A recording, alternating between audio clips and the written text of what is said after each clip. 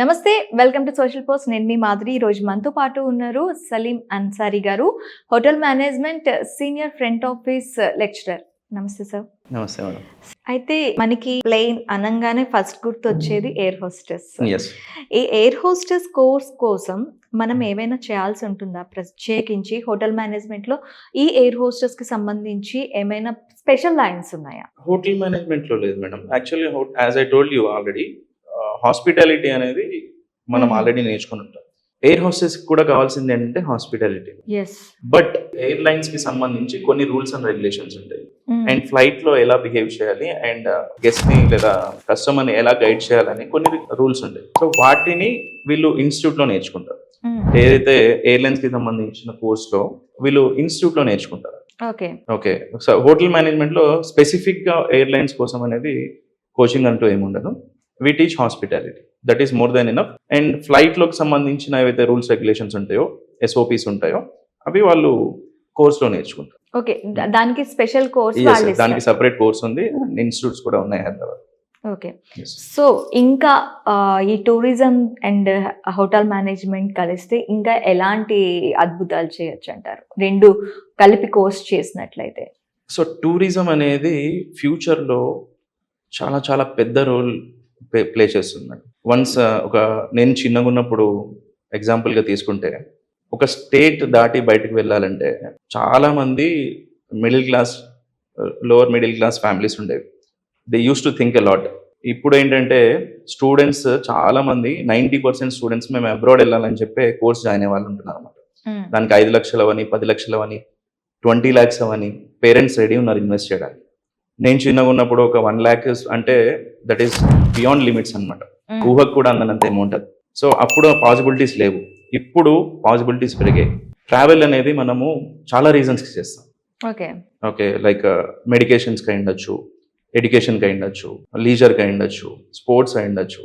ఇట్లా చాలా different reason కోసం మనం ట్రావెల్ చేస్తూ ఉంటాం. సో ఇప్పుడు లీజర్కి ట్రావెలింగ్ అనేది చాలా ఎక్కువ పెరిగిపోయింది. సో దీనివల్ల ఏంటంటే బ్రాడ్ వెరైటీ ఆఫ్ ఆపర్చునిటీస్ వస్తాయి. ట్రావెల్ అండ్ టూరిజం వల్ల మనకు 3 మేజర్ అడ్వాంటేజెస్ ఉన్నాయి. ఎంప్లాయ్మెంట్ జనరేషన్ తీసుకోవచ్చు, లేదా ఫారిన్ ఎక్స్చేంజ్. ఇంకొకటి తీసుకుంటే ఇన్ఫ్రాస్ట్రక్చర్ డెవలప్మెంట్ అవుతుంది. ఇన్ఫ్రాస్ట్రక్చర్ డెవలప్మెంట్ అనేది చాలా చాలా beautiful and best possibility for any country అని చెప్తాం. ఎందుకంటే ఒక కంట్రీ ఏదన్నా ఈవెంట్ని హోస్ట్ చేస్తుంది, లేదా అక్కడికి ఎక్కువ మంది ట్రావెల్ చేస్తారంటే అక్కడ ఫెసిలిటీస్ అన్ని డెవలప్ అవుతాయి.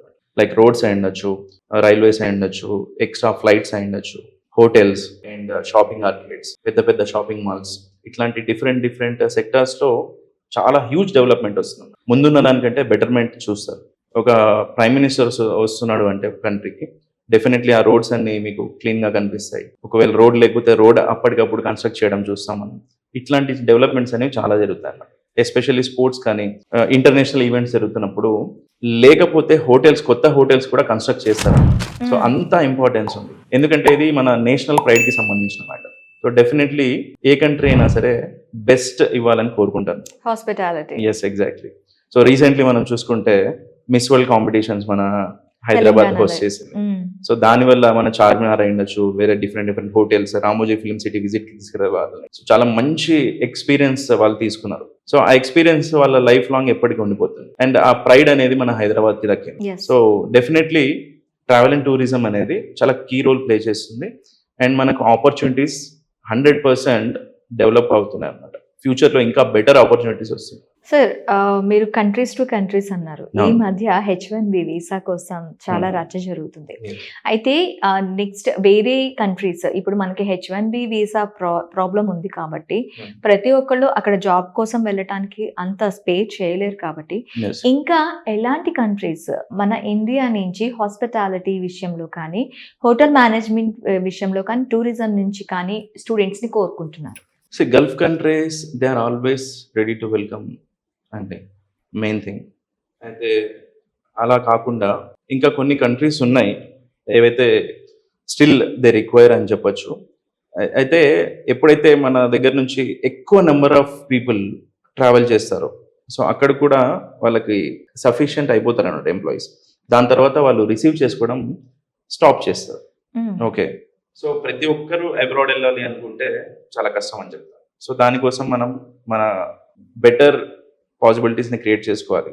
అంటే మన నాలెడ్జ్ని, మన కమ్యూనికేషన్ని ఇంప్రూవ్ చేసుకోవాలి అండ్ పాసిబిలిటీస్ని క్రియేట్ చేసుకోవాలి. సో ఇది చాలా ఇంపార్టెంట్ చెప్తాను. సో ఇప్పుడు యుఎస్ లేదు అంటే లైక్ న్యూజిలాండ్ కానీ, స్విట్జర్లాండ్, ఓకే, ఇట్లా వేరే కంట్రీస్ ఉన్నాయి, చాలా కంట్రీస్ ఉన్నాయి, ఇంకా they are ready to accept. So students are going for internship and going for jobs also.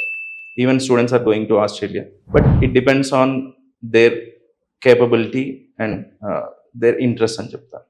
Okay, yes, thank you sir. Thank you.